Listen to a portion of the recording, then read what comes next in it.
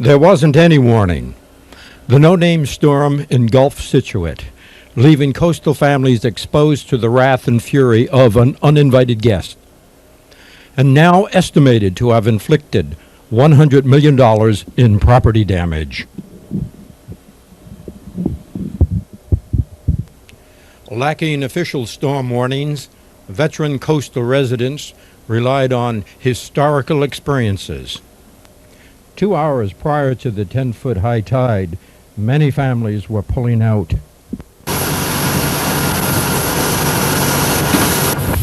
What street do you live on here? We're on Oceanside Drive, right at the foot of First Avenue. And I see you have a coat on your arm. Are you ready to take leave? Yeah, my 87-year-old mother lives here with me, and we have 2 hours to go before that high tide, and I have every feeling that it's going to be right inside the house. So I can't wait until she gets out of here. So you obviously have been through this many times before, and recognizing that the tide is right where it is now with 2 hours to go, what do you predict? Who is ever to say, but the worst one that I have been here for, I wasn't here in 78, but on 87, early January, it was not much worse than this at high tide. So I really do think it might come. But you're doing the right thing. Safety first. I hope so. I hope everybody else does too. We're not going to hold you up. Take your mother. Fine. Good luck to everybody.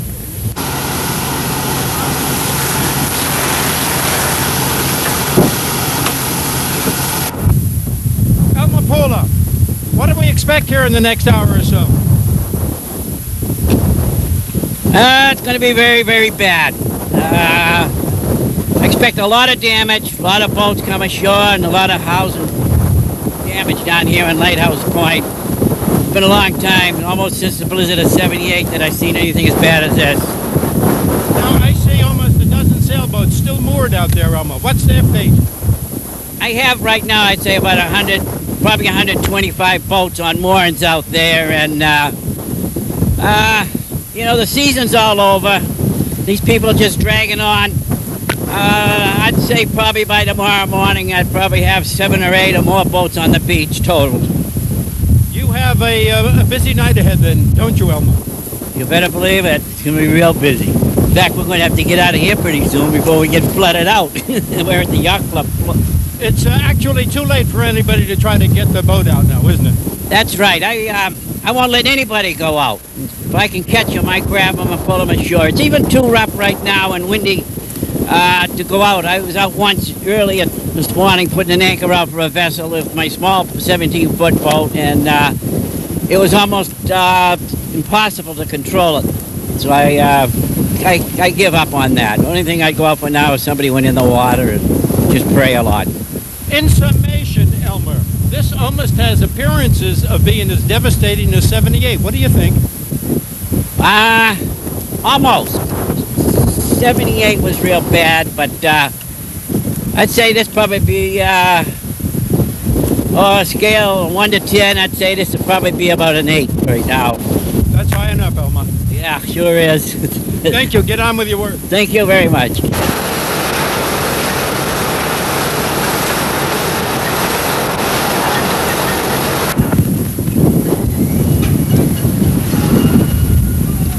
The difficult task that the Coast Guard is involved in right now, attempting to secure that one fishing boat.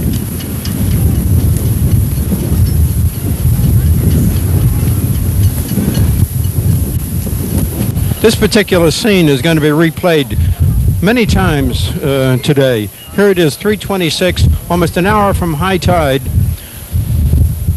100 boats still moored out there, and faced with another situation just like this in 12 hours.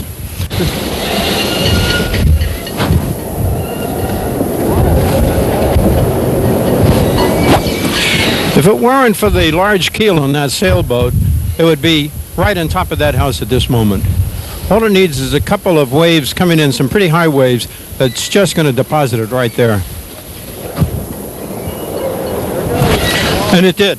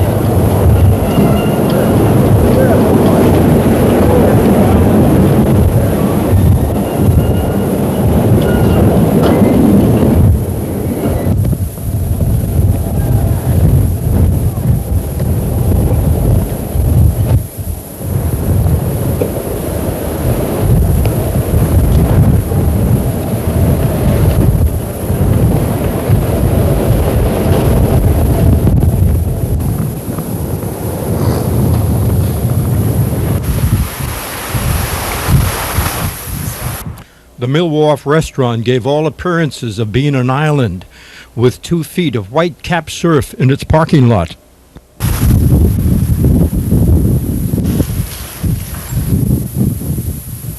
Cole Parkway was quickly becoming a river, acting as host to the expanding ocean, demanding its natural place and defying all challenges. The business community on Front Street hopelessly stood by as the water crept up into their stores.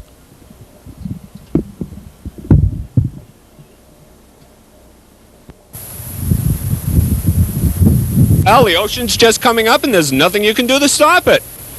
It's just the tide coming up and the waves coming over the wall in the parking lot, and we have no control over it. We just have to ride it out. We still have 30 minutes, don't we, to the high tide? I think high tide's going to be between 4:30 and 4:45, so this could get up another foot or so. Is this your store here? Yes, it is. What do you fear?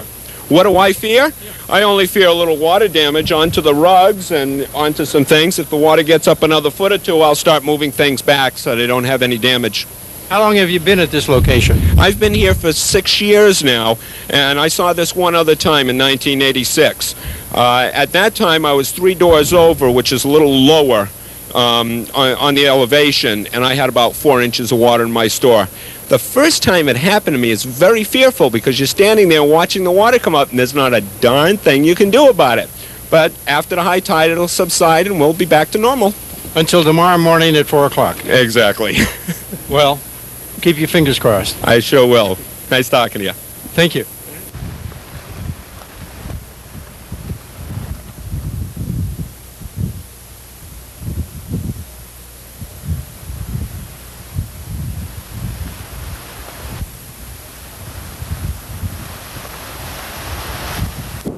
Peggotty Beach homes were being battered with ruthless contempt, sadly more intensive than the blizzard of '78, requiring the opening of shelters for the homeless. How are you? You're here at the high school, and did you evacuate your home this afternoon? Yes, we did. About 10 past 3. I came from work and so did he. And tell me this, why did you evacuate? Water coming up the street, coming over the beach at Town Way, Peggotty Beach, coming right up Gilson Road. And you've been through this experience before, so how many years have you lived in Scituate? 35. At least, yeah, 35 yeah, in this 35 in this house, and this is the second time we're going to get hit bad. I think worse than the storm of '78. So you did come through the storm of '78. We've lived in Scituate 50 years, Yeah, summers. summers included, and we did come through the storm of '78 with a lot of damage. And you were evacuated during that storm. We left. Yes, the water was 18 inches in the house, and we left. And so you believe that getting kicked by a donkey the second time, you know how to respond? Yes, I know how to respond. just leave. We're a victim of circumstances. That's it. That's why we're there. And this is the smart thing to do. It certainly is, yes, because your stomach it just gets sick looking at water, seeing a ripple. Never mind. Oh, yeah, you got to get out. Got to get out. People that stay are crazy. And you are provided for here with what? We got a nice hot cup of coffee. It's warm, and at 6 o'clock we got a spaghetti feed. That we don't have to cook. How long have you lived on Rebecca Road? Well, we've had the house since 1960. So you've gone through storms. Yeah. How do you rate this one compared to some of the previous ones? I thought the waves were higher when I looked out than '78, actually. It may not turn out that way, but it did look that way to me. But you weren't going to take any chances. No way. I can't swim that good anymore. Well, we wish you well. Thank you. This is the baby's first evacuation, I think. Sure is. At 4 months. At 4 months.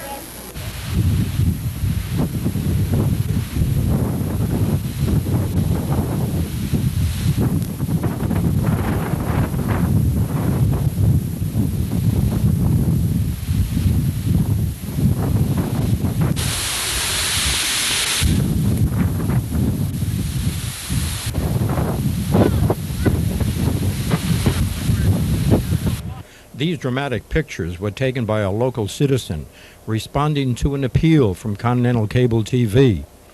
5 other contributing photographers also helped in making this program possible.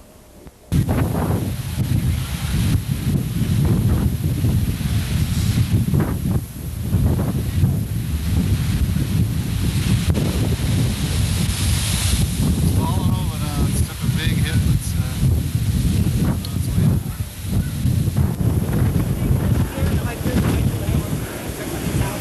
Yo! Unbelievable. At Minot, it was said, the seawall built after the 78 blizzard saved Minot from being one huge sand dune, but not enough protection to save the many homes.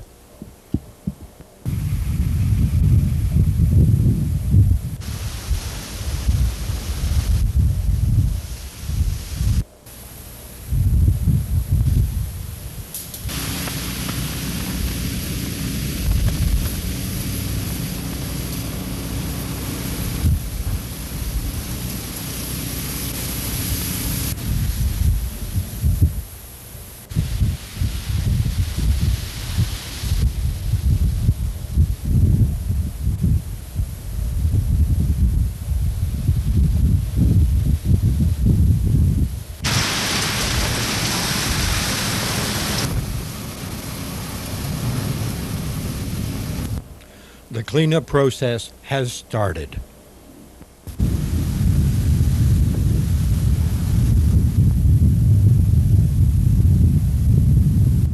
At Scituate Harbor, daylight revealed more than what was expected, with early reports stating that Scituate suffered more than 50% of all damage on the entire south shore.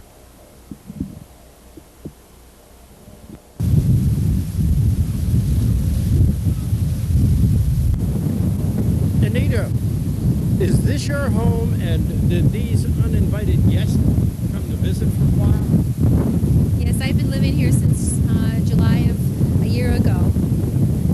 They're definitely uninvited guests. When did these 2 boats take a landing here yesterday? Well, there were 2 boats in the very front part of the house before I vacated the premises at around 5 p.m. and that was pretty much at the height of the high tide. And then this other fishing boat came shortly after I left, probably like around 5:15. And all I knew was that there was another boat in the front yard. That's all that I knew until just about 15 minutes ago. This storm is being compared to the storm of 78. Anita, how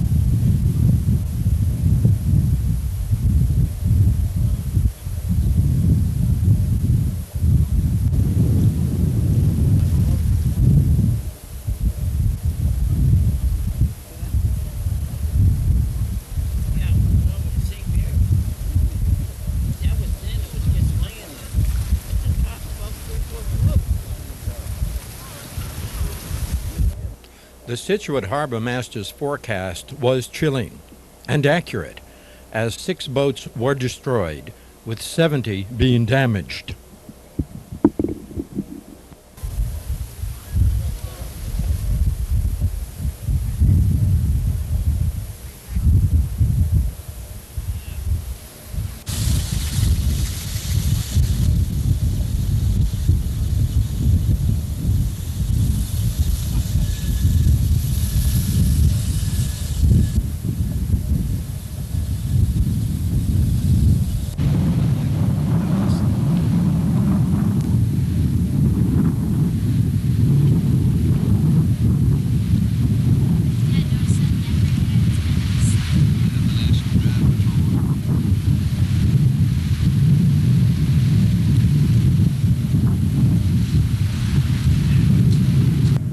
In examining Townway Extension, one of the hardest hit areas, local, state, and federal agencies have to address 2 important questions. 1. How soon can FEMA, that is the Federal Emergency Management Agency, release funds to the state, since benefits for Hurricane Bob still have not reached the town? And 2. Will the state take a hard line in granting permits to rebuild homes in these very fragile areas?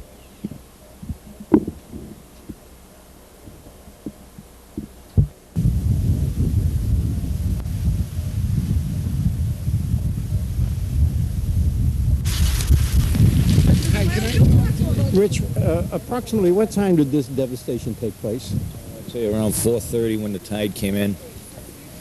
It's been a 2-day thing, though. The tide's been coming in real strong for 2 days. Yeah, yesterday, I'd say Tuesday night it started. And where were you at the time? We were inside. We left around 2:30 yesterday afternoon. And when did you return to the house and find this condition? Just now. We just come back this morning around 9:30. Kathy, good luck. Can you express your feelings at this moment? Well, it's pretty hard to express my feelings, but I know it's over living here. I'm numb, you know. I lost everything and just, you know, gotta carry on, that's all.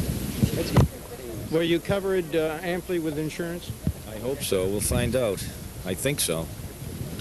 We had the flood insurance and homeowners. Were you here in the blizzard of 87, Rich? 78. 78? Yes, I was. Yeah. And what were the conditions then? Well, the house never went down. It was damaged, but it never went down. So this storm was just as bad as 78, I guess. What's your feelings at this moment about reoccupying the house? No, I don't think I'll reoccupy it anymore. I think it's time to move on. Too close to the water. Too close to the water. What do you attribute the reason for your house being saved only 50 yards away from this one that totally collapsed?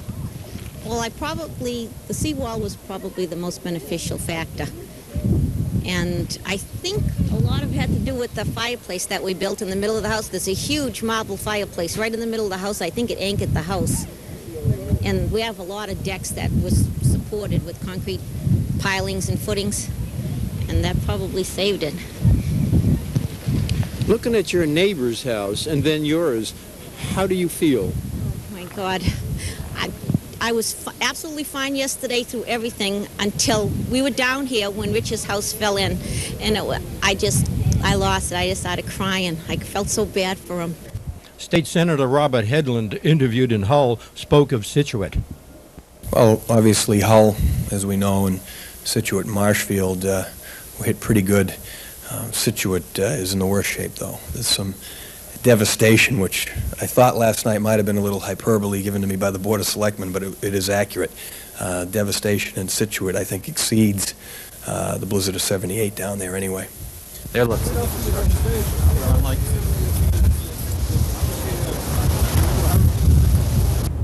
Lieutenant Governor Paul Cellucci, escorted by Representative Frank Hines, toured the wreckage of Peggotty Beach, gathering information for Governor Wells' appeal to the President for federal assistance.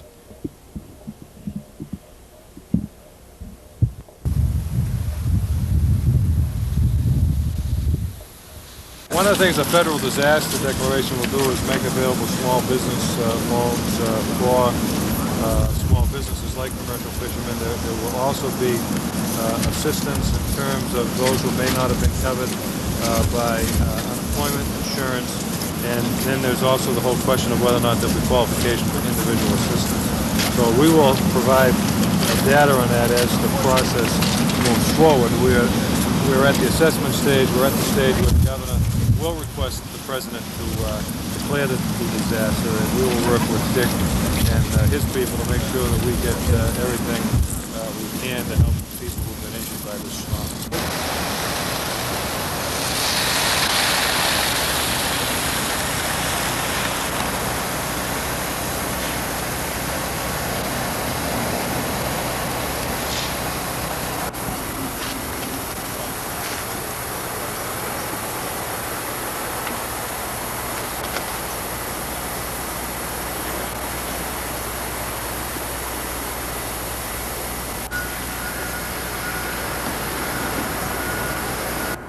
Perhaps the hardest hit area on the South Shore was Hummerock, where the devastation was simply incredible. And in speaking to homeowners, I was surprised to hear that no one is ready to give up. That is a very important part of their life that represents good times, family gatherings, a place to relax.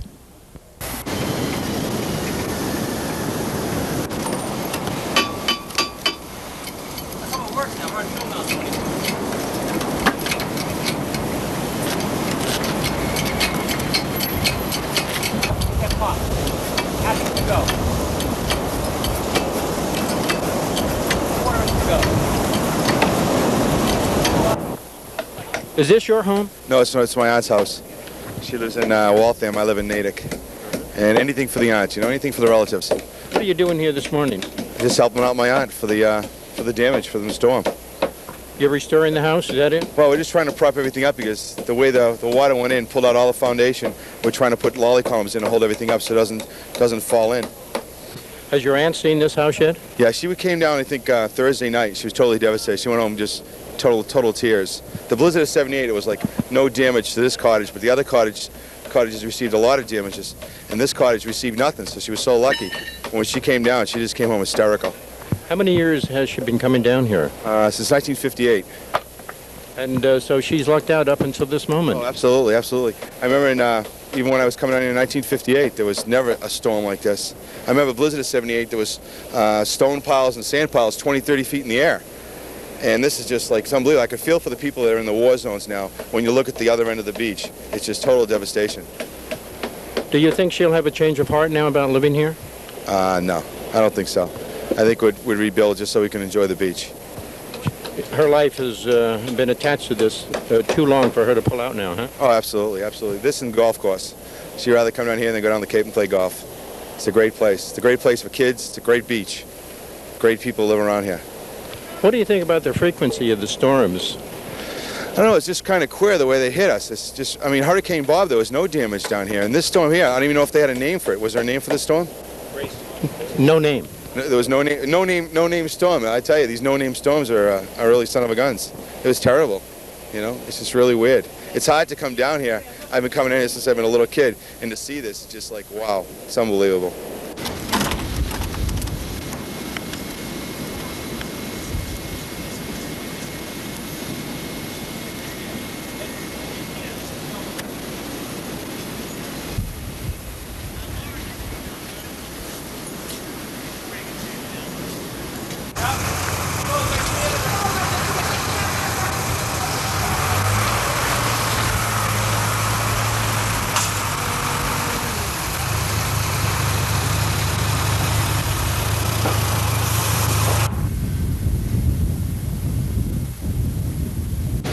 Ironically, the homes that had the least amount of damage are those which, to the untrained eye, appear most unstable, the beach houses on stilts.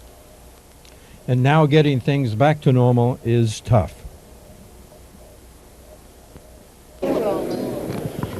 This morning we have Duncan Hutchinson from North Carolina, who is supervisor here in Scituate for the Red Cross. Please explain about your services, Duncan. Well, what we're trying to do here at the service center at the high school, the Scituate High School, is to meet the disaster victims' immediate needs for food, clothing, shelter, any medical needs that they may have as a direct result of the storm that came through, I think, October 30th. Does this include Scituate residents plus other local towns? Yes, it includes the people in the Scituate area, the Quincy, Hull, Weymouth. The immediate surrounding area here is the area that we're primarily serving.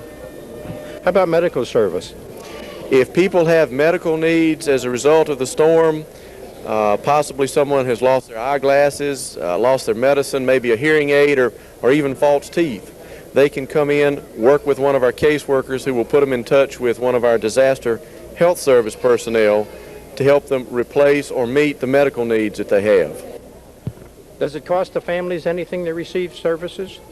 No, all the assistance that they get from the Red Cross is a grant. It's a donation to those people, and Red Cross services are made possible because people in the United States donate to the Red Cross disaster relief funds in this case, and so all of the monies that we're making available to the families in the New England area, we're able to do and able to make available because other people in other parts of the country have donated money just for this purpose. I think you've answered all of the questions. Do you have a final comment, perhaps, Duncan? Well, two maybe. One thing I'd like to do is encourage anyone in the community who has suffered any loss at all to their home as a result of the storm to come in to see us, let us work with you on an individual basis to see if there are any of the needs that we can meet. If not, we're certainly able to try to make referrals to other appropriate agencies in the community that can help. And number two, I'd like to take the opportunity now to thank the people that have come in from this area to help us, the outsiders, provide assistance to their neighbors and friends that maybe live across the street or across town from them. Meanwhile, on Front Street in Scituate, concerned volunteers spearheaded by Libby Griffin set up an assistance center. Following the appeal from local churches and the media, concerned citizens with lightning speed made available food, household products, and clothes for every family need.